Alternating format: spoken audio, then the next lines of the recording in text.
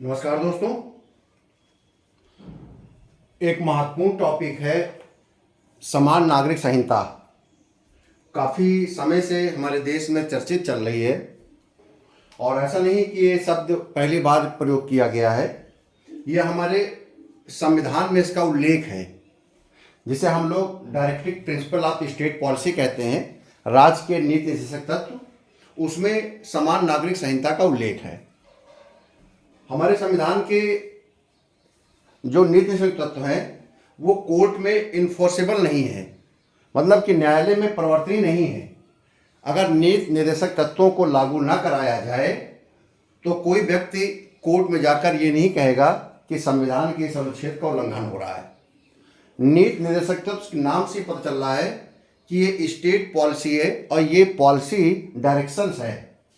और संविधानविदों ने ये अपेक्षा किया था कि आप इनमें से जो निर्देश तत्वों के अंतर्गत उल्लेख किया गया है आर्टिकल 36 से लेकर 51 के बीच में, उनको किसी न किसी रूप में आप नीति बनाकर कल्याणकारी राज्य को ध्यान में रखते हुए, समाजवादी ध्यान में रखते हुए, पंथ निरपेक्षता को ध्यान रखते हुए नीतियों का निर्माण करें।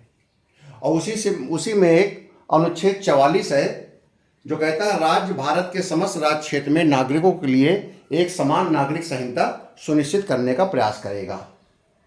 मतलब कि एक ऐसा कानून बनाइए जो सब पर समान रूप से लागू हो पाए, और वो कानून जो अभी व्यक्तिगत रूप से लागू होता है उसे आप कॉमन रूप से लागू करिए।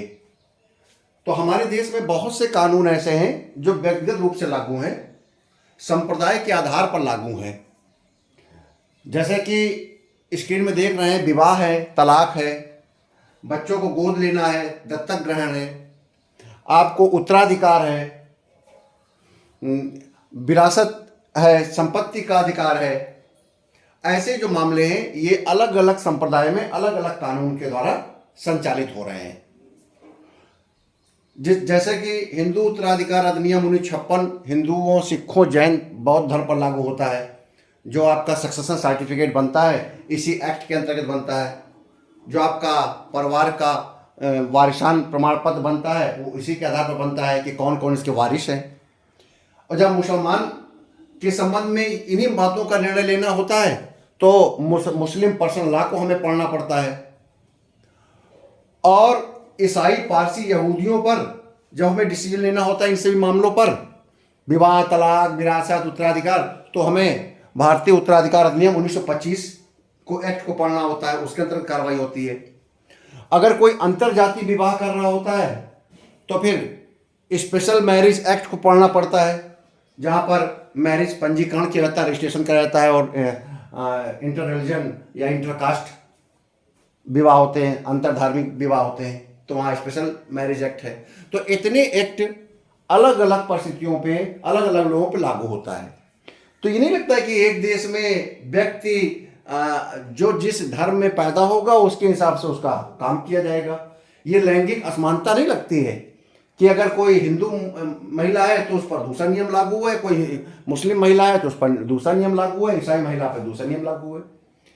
तो इसको ध्यान रखते हुए कई बार हमारे सुप्रीम कोर्ट ने ये कहा कि आप एक कानून बनाइए जिससे कि लैंगिक असमानता दूर होगी। यही पक्ष है ना कि लैंगिक असमानता को दूर करिए, धार्मिक बाधाओं को दूर करिए। समस्याएं तो सबके साथ एक जैसी होती है, चाहे महिला मुसलमान की हो चाहे महिला पुरुष हिंदू की हो, समस्याएं तो एक ही जैसी होंगी ना।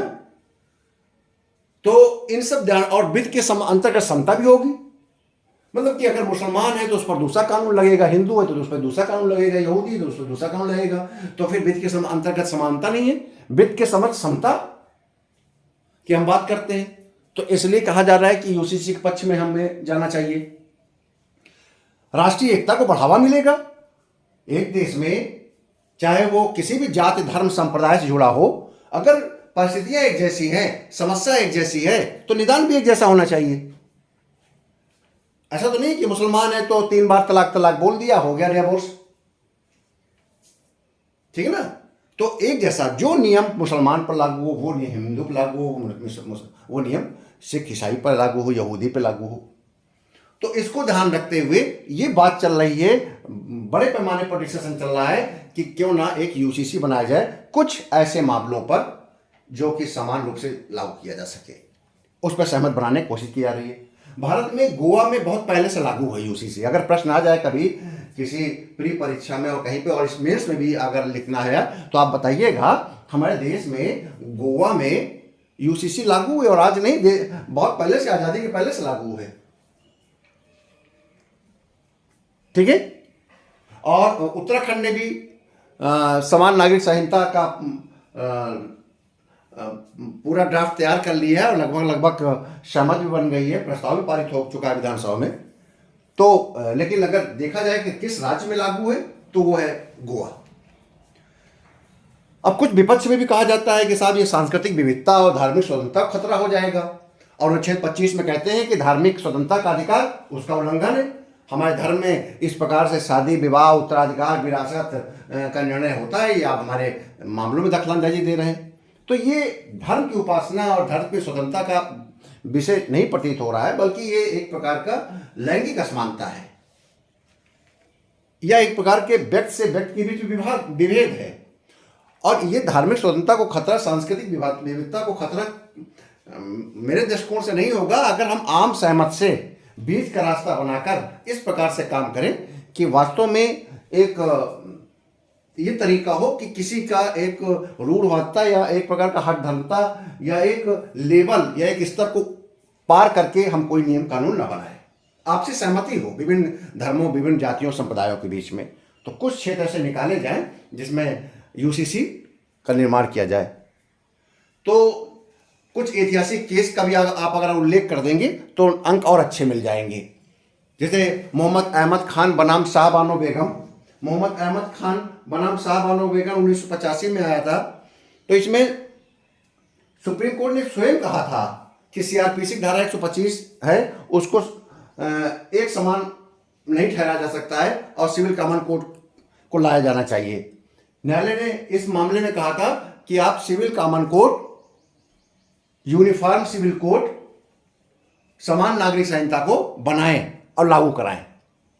और दूसरा केस था सुश्री जॉर्डन डिंगडो बनाम एसएच चोपड़ा, ये भी 1985 में आया था। सुप्रीम कोर्ट ने कहा था कि जब विवाह की अवधारणा का प्रश्न आए तो उसके लिए आप यूसीसी बनाइए, समान नागरिक संहिता बनाइए, विवाह को सब पर समान रूप से लागू कीजिए। तब भी सुप्रीम कोर्ट ने अपने डिसीजन में कहा। तीसरा निर्णय सरला मुदगल बनाम भारत संघ का आया 1995 में। उन्होंने कहा कि कोई व्यक्ति अपनी पहली शादी को पूर्णतः समाप्त किए बिना मुसलमान बनकर धर्म परिवर्तन करके दोबारा शादी अगर करता है तो भारतीय दंड संहिता के खिलाफ होगा। धारा 494 के तहत द्विविवाह माना जाएगा। मतलब ऐसा ना हो कि आप हिंदू धर्म में हैं, हिंदू धर्म के बाद शादी आपने किया अपने हिंदू धर्म में, और हिंदू धर्म में शादी करने के बाद पहली पत्नी को ना तो परित्याग किया, ना उसके साथ डिवोर्स किया, ना कोई आपने कोई सेटलमेंट किया, और कुछ दिनों बाद आप मुसलमान बन जाते हैं। मुसलमान बनने के बाद वहाँ तो विवाह करने का, द्विविवाह त्रिविध विवाह करने का अधिकार है, आपने दूसरा विवाह कर लिया। अभी कहा मैं तो मुसलमान बन गया हूँ और मुझे तो एक शादी विवाह करने का अधिकार है। तो सुप्रीम कोर्ट ने कहा नहीं, आपने पहले विवाह के बारे में कोई निर्णय नहीं लिया और आपने मुसलमान धर्म अपनाकर विवाह कर लिया। तो ये एक प्रकार का दंडनीय अपराध है, जब तक कि भारतीय दंड संहिता की धारा 494 के दंडनीय अपराध है, जब तक कि पहले शादी के बारे में कोई सेटलमेंट ना हो जाए। ठीक है, क्योंकि कहा भी गया है कोई भी व्यक्ति जो हिंदू है, हिंदू कानून के अनुसार दोबारा शादी करने के पहले अपनी पहली शादी को समाप्त कराएगा। तो आप पहले हिंदू थे तो पहली शादी को आप समाप्त कराए बिना भले आप मुसलमान बन गए हो दूसरी शादी नहीं कर सकते हैं। ठीक है, तो ये सब विवाद ऐसे परिस्थितियों में उत्पन्न होते हैं। और क्यों उत्पन्न होते हैं? क्योंकि अलग अलग धर्म में अलग अलग नियम है और कोई व्यक्ति किसी धर्म में परिवर्तन कराकर दूसरे नियम का अनुपालन करने लगता है। वहीं पर कानून में निर्णय लेने में जटिलता आती है। ऐसी परिस्थिति के लिए ही समान नागरिक संहिता यूनिफॉर्म सिविल कोड बनाने की बात कही गई है। मुझे पूरा विश्वास है कि आपको यह यूनिफॉर्म सिविल कोड समझ में आ गया होगा, और ये टिप्पणी के रूप में या लॉन्ग आंसर के रूप में ये संभावना है कि प्रश्न आ जाए पॉलिटी और कॉन्स्टिट्यूशन में, तो मेरे दिमाग में आया कि क्यों ना मैं आपको इस पर भी एक टिप्पणी प्रस्तुत कर दूं। अगर आपने मेरी बात इतनी ही सुन लिया है, अगर आप पेपर में लिख आएंगे 50 वर्ड्स 100 वर्ड्स आराम से लिख लेंगे।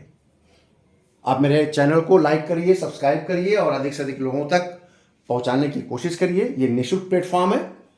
जो अभ्यर्थी कंपटीशन की तैयारी कर रहे हैं और अपने करियर को आगे बढ़ाना चाहते हैं और वो चाहते हैं कि वो सिविल सर्वेंट बने और शासकीय सेवा में आए, तो मेरा एक निःशुल्क प्लेटफॉर्म है कैरियर मोटिवेशन, उसको आप जरूर सब्सक्राइब करें और समय समय पर वीडियो को देखते रहें। बहुत बहुत धन्यवाद।